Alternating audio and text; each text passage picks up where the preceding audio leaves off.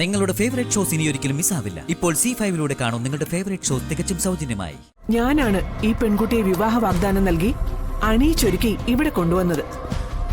ആ വിവാഹം നടത്തി കൊടുക്കേണ്ട ചുമതലയും എനിക്കുണ്ട്. ഇത് ഞാൻ നടത്തി കൊടുക്കുക തന്നെ ചെയ്യും. കൃത്യമായിട്ടുള്ള വിവരങ്ങൾ ശേഖരിക്കാതെ തട്ടിപ്പുകാരെയും കള്ളന്മാരെയും ഒക്കെ സഹായിക്കുന്നത് നിങ്ങളെപ്പോലുള്ള ആൾക്കാർ തന്നെയാ.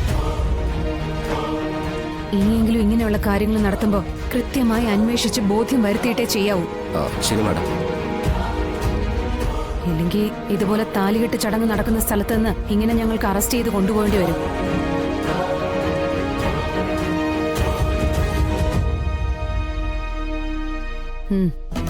നടക്കടാ. അയ്യോ മാഡം, ചതിക്കരുത്, രക്ഷിക്കണം. എന്റെ പ്രായത്തിന്റെ പക്വത ഇല്ലായ്മ കൊണ്ട് സംഭവിച്ചു പോയതാ. എനിക്ക് നന്നാവാനൊരു അവസരം തരണം പ്ലീസ് മാഡം. ഒരു തെറ്റും ഞാനിന്ന് ചെയ്യില്ല. ഗീത എനിക്കിഷ്ടമാ.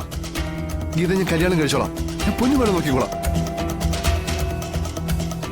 ഒരു തട്ടിപ്പോ വെട്ടിപ്പോ ഒന്നും ഞാൻ ഉണ്ടാക്കില്ല.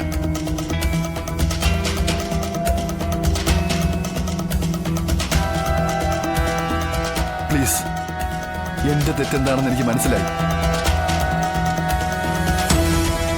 എന്ത് പ്രായശ്ചിത്തം വേണേലും ചെയ്യാൻ ഞാൻ തയ്യാറാണ്. ഗീതേ, ഒന്ന് പറ ഗീതേ, നമുക്കൊന്നിച്ച് ജീവിക്കാം. നിന്നെ ഞാൻ പൊന്നുപോലെ നോക്കിക്കോളാം. എന്നെ ജയിലിലേക്ക് പറഞ്ഞു വിടല്ലെന്ന് പറ ഗീതേ. നീ പറയുന്നത് ഞങ്ങൾ എങ്ങനെ വിശ്വസിക്കും? ഞങ്ങളുടെ ജീവിതത്തിൽ നിന്ന് ഞങ്ങളത് തെളിയിച്ചു തരാം മാഡം. ഒരേ ഒരു അവസരം, നല്ലൊരു ജീവിതത്തിലേക്ക് തിരിച്ചു വരാനുള്ള ഒരു അവസരം. അതാ ഞാൻ മാഡത്തിനോട് കെഞ്ചി ചോദിക്കുന്നത്.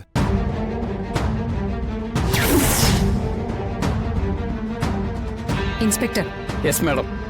ഇവനെ നമുക്കൊന്ന് നന്നാക്കാൻ ശ്രമിക്കാം. പക്ഷേ കേസിൽ നിന്ന് ഒഴിവാകണമെങ്കിൽ ഇവൻ ജീവിച്ചു കാണിക്കട്ടെ. ആഴ്ചയിൽ കൃത്യമായി വന്ന് ഇവൻ സ്റ്റേഷനിൽ ഒപ്പിടട്ടെ. Yes madam. എന്തെങ്കിലും കള്ളത്തരം ഇവൻ ഇനി കാണിക്കുകയാണെങ്കിൽ നീ പിന്നെ എന്തൊക്കെ പറഞ്ഞാലും ശരി, ഇവനെ ഞങ്ങൾ പിടിച്ചകത്തിടും. പിന്നെ പുറം ലോകം കാണിക്കില്ല.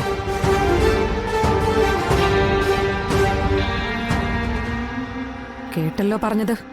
കേട്ടു. എന്നാ പിന്നെ ഇവരുടെ കല്യാണം ഇവിടെ വെച്ച് തന്നെ നടക്കട്ടെ.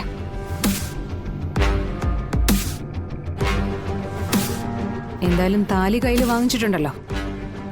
കേട്ട്.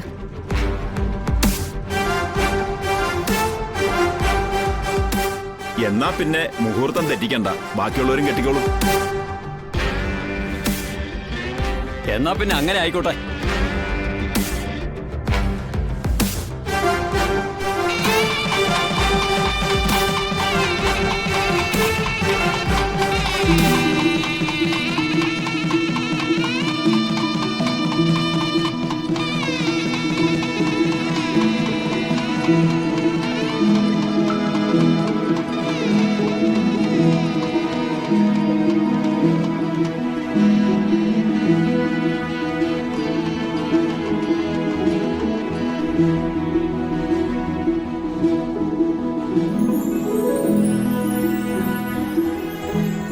ഇനി ആ ഹാരം കൂടി ഇട്ടോളൂ.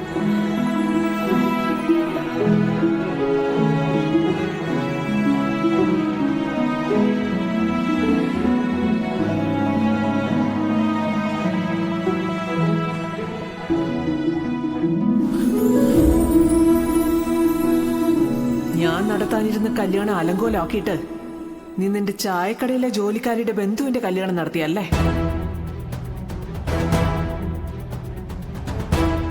ആ ഇട്ടോളൂ.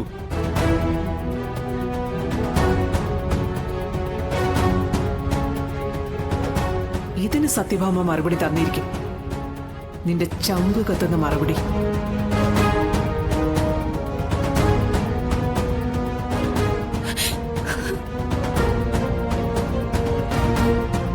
ഇപ്പൊ നീ സന്തോഷിച്ചോ? എന്നെ നാണം കെടുത്തിയിട്ട് നിനക്ക് ജയിക്കാനായെന്നും പറഞ്ഞ് നീ സന്തോഷിച്ചോ? പക്ഷേ ഈ സത്യഭാമ ആരാണെന്ന് നീ അറിയാൻ പോകുന്നതേ ഉള്ളൂ.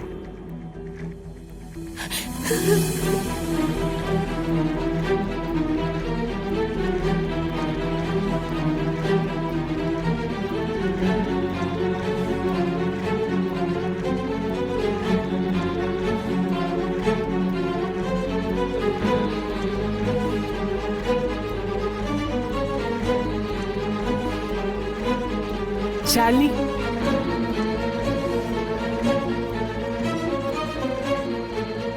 നിന്റെ പ്രസംഗം നന്നായി, പ്രവർത്തിയും. ഇനിതാ ഈ പെൺകുട്ടിയുടെ കാര്യത്തിൽ ഒരു തീരുമാനം എടുക്കണ്ടേ? ഞാൻ ഈ പെൺകുട്ടിക്ക് വാക്ക് കൊടുത്തതാ, ഞാൻ നടത്തുന്ന സമൂഹ വിവാഹത്തിൽ വെച്ച് ഇവളുടെ വിവാഹം നടത്തി കൊടുക്കാന്ന്. സത്യമേ, ഈ പെൺകുട്ടി ഇപ്പോ അവന്റെ ചതിയിൽ നിന്ന് രക്ഷപ്പെട്ടിരിക്കുക. അതിന് സർവേശ്വരനോട് നന്ദി പറയാ വേണ്ടത്. ശാലിനി, ശാരദാമ്മയുടെ കുടുംബശ്രീ ഹോട്ടലിലെ പണിക്കാരിയുടെ പേരെന്താ?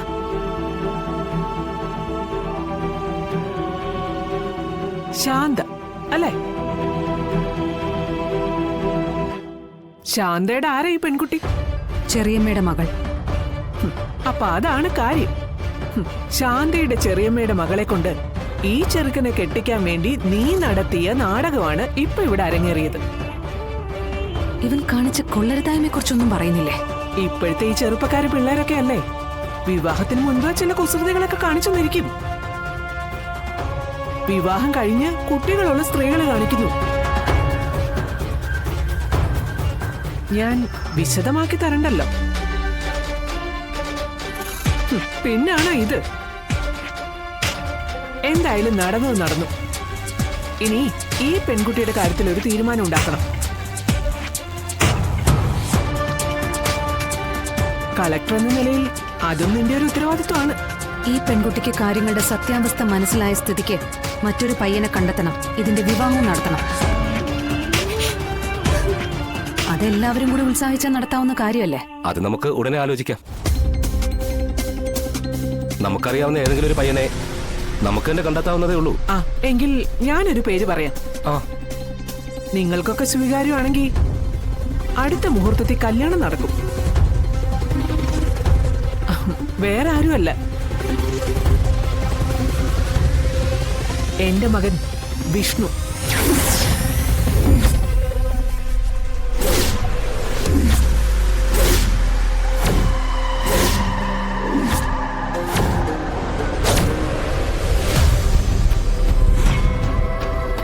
അല്ല, ഇത് വെറും വാക്കല്ല.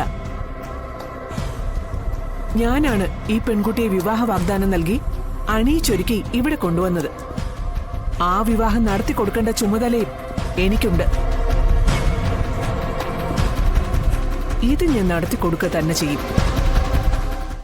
ഡൗൺലോഡ് ചെയ്യൂ C5 ആപ്പ്. കാണൂ എല്ലാ എപ്പിസോഡുകളും സൗജന്യമായി.